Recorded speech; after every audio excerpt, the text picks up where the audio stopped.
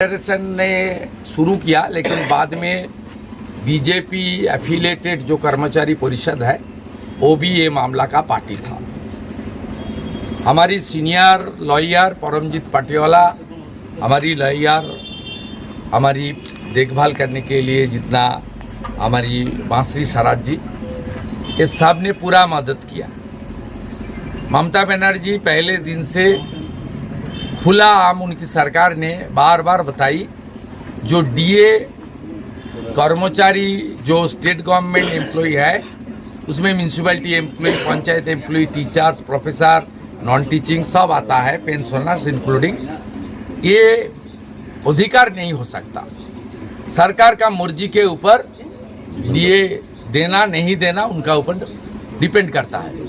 लेकिन आज supreme court बता दिया, dearness allowance is the right of the employee of the state government, state employees.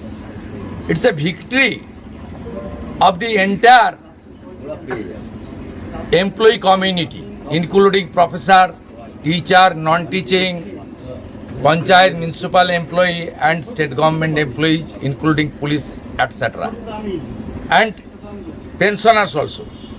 Second thing, 25% तुरंत देने के लिए कोर्ट का जजमेंट आया, इसको भी मैं वेलकम करता हूं। बाकी मामला अंडर कंसिडरेशन है।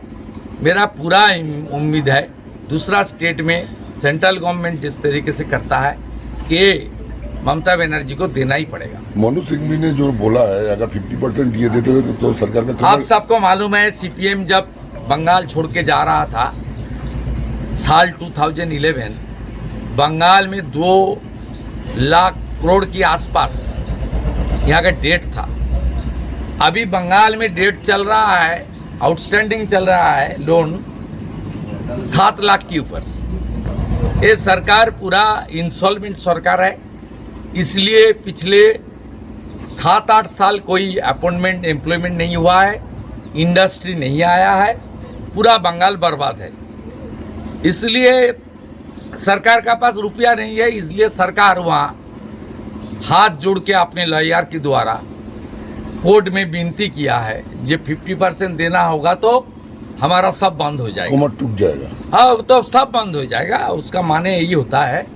इसलिए सुप्रीम कोर्ट ने इनिशियली कुछ कृपा किया, बताया एक तो डीए राइट्स है, ये तुम लोग को देना पड़ेगा।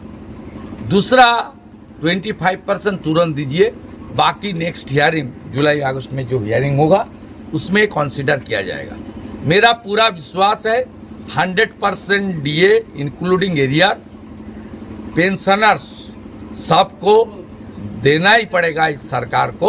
उसका बाद Mamata Banerjee ex chief minister बन जाएगा, बीजेपी का सरकार आएगा, बीजेपी का सरकार सेंट्रल गवर्नमेंट के बराबर डीए और सब फैसिलिटी भी देगा और अनएम्प्लॉयड यूथ को नौकरी भी देने का काम करेगा।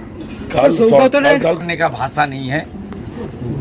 हमारी टीचर्स हमारी जाति की मेरुदंड है।